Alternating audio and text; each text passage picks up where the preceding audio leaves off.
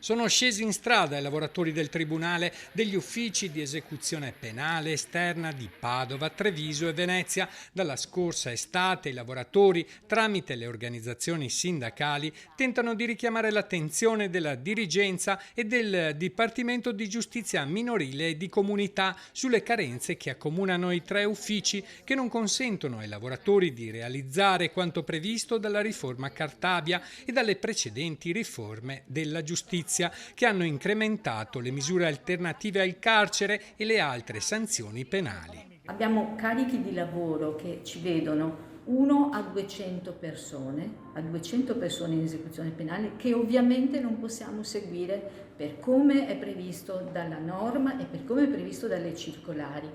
Quindi rivendichiamo la necessità di avere quello che ci serve per poter lavorare in maniera da seguire queste persone come si deve. I lavoratori degli UEP hanno ricevuto la solidarietà della Presidente del Consiglio regionale Veneto, degli assistenti sociali, che ha espresso grande preoccupazione per le condizioni di lavoro che rendono difficoltosi interventi professionali nel rispetto del codice deontologico, che implicano anche ripercussioni negative sugli utenti e sui fruitori dei servizi, dai magistrati agli avvocati. Si pensi che arriviamo dagli ultimi mesi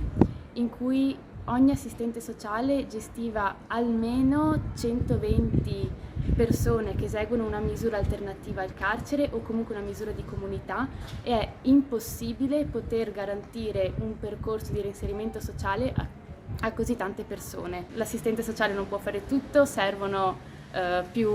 amministrativi. Speriamo che facciano un concorso per psicologi, perché i nostri psicologi hanno poche ore, sono a partita IVA e non danno sufficiente aiuto ai percorsi di reinserimento, e purtroppo ce n'è molto bisogno.